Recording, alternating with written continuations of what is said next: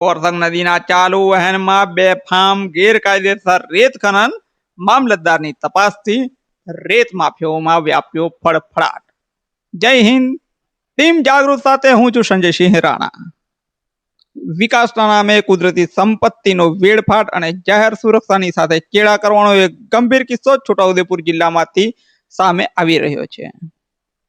છોટાઉદેપુર જિલ્લાના પાવીજેતપુર પાસે ચોમાસાના કારણે પૂરજોશમાં વહી રહેલી જીવાદોરી સમાન ઓરસંગ નદીના જીવંત પ્રવાહમાંથી ઓરસંગ બ્રિજની નજીક ગેરકાયદેસર અને બેફામ રીતે રેત ખનન થઈ રહ્યું હોવાના દ્રશ્યો સામે આવી રહ્યા છે. સ્થાનિક અને જાગૃત નાગરિકો દ્વારા આ અંગે ઉચ્ચ સ્તરે રજૂઆત કરવામાં આવ્યા બાદ વહીવટી તંત્ર હરકતમાં આવ્યું હતું. મામલતદાર અને તેમની ટીમ સ્થળ પર સરપ્રાઇઝ ચેકિંગ કરતા જ રેત માફિયાઓ અને લીજ ધારકોમાં ફળફળાટ વ્યાપી ગયો હતો. સરકારી ગાડીઓ આવતી જોઈ અને ખનન પ્રવૃત્તિ સાથે સંકળાયેલા અનેક લોકો પોતાના સાધનો છોડીને ભાગી છૂટ્યા હતા. મામલતદારે હાલ સમગ્ર મામલે ઊંડાણપૂર્વક તપાસ શરૂ કરી છે. સ્થાનિક લોકોના જણાવ્યા અનુસાર નદીના ચાલુ પ્રવાહમાંથી 6 થી 8 મશીનો મૂકી દિવસ રાત રેતી કાઢવામાં આવી રહી છે. ઓરસંગ નદીના પાયા ખુલ્લા પડી ગયા છે. તેની આસપાસથી 20 ફૂટ ઊંડે સુધી રેતી ઉલેચી લેવાતા બ્રિજના પાયા હાલ નબળા પડ્યા છે. સ્થાનિકોએ આક્રોશ વ્યક્ત કરતા જણાવ્યું હતું કે ભૂતકાળમાં આ જ જિલ્લામાં સિહોદ પાસે ભારજ નદીના બ્રિજને પણ આવી રીતે ગેરકાયદેસર રેતી ખનનની પ્રવૃત્તિને કારણે સ્થાનિકોએ આક્રોશ વ્યક્ત કરતા જણાવ્યું હતું કે ભૂતકાળમાં આ જ જિલ્લામાં સિહોદ પાસે ભારજ નદીનો બ્રિજ આવી જ રીતે ગેરકાયદેસર રેત ખનનની બેફામ પ્રવૃત્તિને કારણે ધરાશાયી થયો હતો, જેનું સમારકામ આટલા વર્ષો સુધી પણ પૂર્ણ થઈ શક્યું નથી.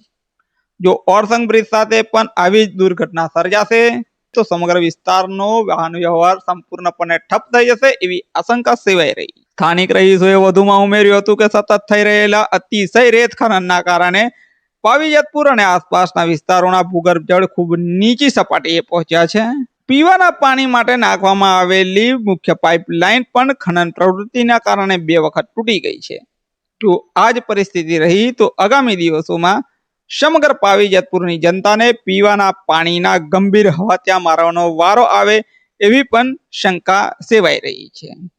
ચોમાસા દરમિયાન નદીના વહેણમાંથી રેતી ખનન કરવાના ચોક્કસ નિયમો અને પરિપત્રો હોવા છતાં લીજ ધારકો દ્વારા કાયદાની ધજિયા ઉડાવવામાં આવી રહી છે.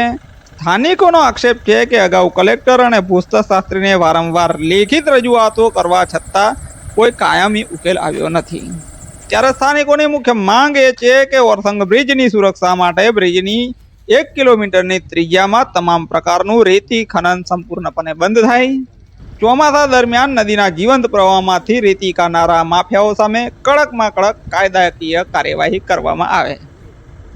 અગાઉ મે 2026માં પણ જિલ્લા તંત્રે ઓરસંગ નદીમાં ગેરકાયદેસરના ખનન સામે દંડનાત્મક કાર્યવાહી કરી હતી, પરંતુ તંત્રની ઢીલી નીતિના કારણે માફિયાઓ ફરી બેફામ બન્યા છે. હવે એ જોવાનું રહેશે કે મામલતદારની આ તપાસ બાદ કોઈ કાયમી ઉકેલ આવે છે કે પછી કાગળ પર જ કાર્યવાહી કરી આ મામલો રફે દફે થાય છે. નમસ્કાર. ગ્રામ પંચાયતનો પીવાના પાણીનો ઓરસંગનો કૂવો, અત્યારે ત્યાં પાઇપ નાખીને મોટર ચાલી રહી છે, પણ એટલી બધી બેદરકારી છે કે જે આ મોટરની પાઇપ ફાટી ગઈ છે, પાણી બહાર આપે.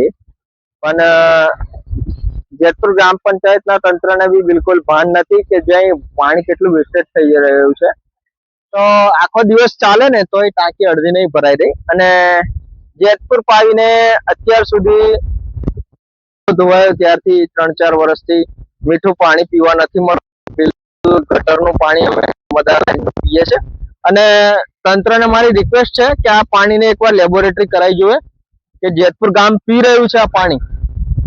જેતપુર ગામની ભોળી જનતા હજુ આ પાણી પી રહી છે, એનું જેતપુર ગ્રામ પંચાયતને બી કોઈ પડેલી નથી. કહેવા છતાં બી ને વચમાં હું ડીડીઓ સાહેબને બી રજૂઆત કરેલી આવી છે કે પાણી બહુ ખરાબ આવે છે પીવાનું. સાહેબ બોટલ ભરીને ગયો હતો છોટાઉદેપુર, પણ કોઈ જાતની તકેદારી લેવામાં તંત્ર તરફથી નહીં આવી, જેથી અમારે વારંવાર આ પ્રશ્નની રજૂઆત એક નાના સોશિયલ મીડિયાના માધ્યમથી, નાની ચેનલના માધ્યમથી રજૂઆત કરવી પડે છે. બાકી આ પાણી જુઓ તમે, આ અહીંયા કૂવો હતો, આખો કૂવો કેમેરામેન આપણને બતાડી શકે છે. કૂવો હતો, આજે કૂવો નથી રહ્યો. તો એ ખોદકામ કેટલું થયું હશે તો આ કૂવો આટલો મોટો નીકળી ગયો. આ સૌનું કારણ જ રેતી ખનન છે. એક જ વસ્તુ, બ્રિજની આજુબાજુ 1 કિલોમીટરની અંદર કોઈ બી લીડ ચાલવી ના જોવે, એ બી અમારી લડત છે. લડી રહ્યા છે અમે. જિલ્લા સ્વાગતમાં અમારી અરજી પણ છે, પણ આજે કલેક્ટર બી અમારી કોઈ અરજીને ધ્યાનમાં નથી લીધી.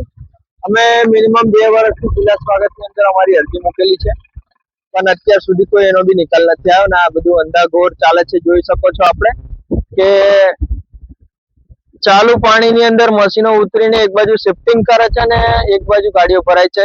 એવું જ આ બાજુ બી છે, બીજી તરફ બી. તો પેલી બાજુ બી એ સિસ્ટમ થી ચાલી રહ્યું છે, પણ અત્યાર સુધી તંત્રની કોઈ આંખ ઉડતી નથી અને બધું અંધાગોર ચાલી રહ્યું છે. જનતા અત્યારે પરિસ્થિતિનો સામનો કરી રહી છે અને જનતા વતી અમે અવાજ ઉઠાવી રહ્યા છે, કારણ કે સરપંચશ્રીઓ બી બધા એટલા મજબૂત થઈ ગયા છે કે જનતાને બી દબાવમાં લાવે છે. કોઈ નાના નાના પ્રશ્નો લઈને દબાવમાં લાવે છે, પણ અમે કોઈ બી રીતે સત્યની સામે અવાજ અમે ઉઠાવશું અને ઉઠાવતા રહીશું. આવી જેતપુરથી હું જિગ્નેશ રાઠવા. છોટાઉદેપુરના વહીવટી તંત્ર ખાન ખનીજ દ્વારા જે પ્રકારે આ ખનીજનું ગેરકાયદેસર ખનન થઈ રહ્યું છે તેમાં ઘણી બધી બેદરકારી જોવા મળી રહી છે. આ પાવીજેતપુર રતનપુર વચ્ચેનો બ્રિજ છે, એની આજુબાજુ આ સતત ખનન ચાલી રહ્યું છે. અત્યાર સુધી બંધ નહીં કરવામાં આવ્યું અને ખનીજને કે વહીવટી તંત્રને જાણ કરવામાં આવે છે ત્યારે તપાસ કરવા આવે છે, ફોર્માલિટી કરે છે, પછી આગળ શું થાય છે એની કંઈ જોવા મળતું નથી. ઘણીવાર એવી રજૂઆતો કરી છે અને સ્થળ પર ચકાસણી કરી તપાસ કરે પણ કોઈ એનો ઉકેલ આવતો નથી. અને આ અધિકારીઓને આ માફિયાઓ દ્વારા કોઈ દબાણ કરવામાં આવે છે, નેતાઓ દ્વારા દબાણ કરવામાં આવે છે કે શું એ ખ્યાલ નથી આવતો. કારણ કે આ બધું થયા પછી પણ કાર્યવાહી નહીં થઈ તો લોકોમાં એક ચર્ચા ઉઠી છે કે આ માફિયાઓનો આ અધિકારીઓ ઉપર ડર હોય એવું લાગે છે. આપનું નામ? કલ્પેશ રાઠવા.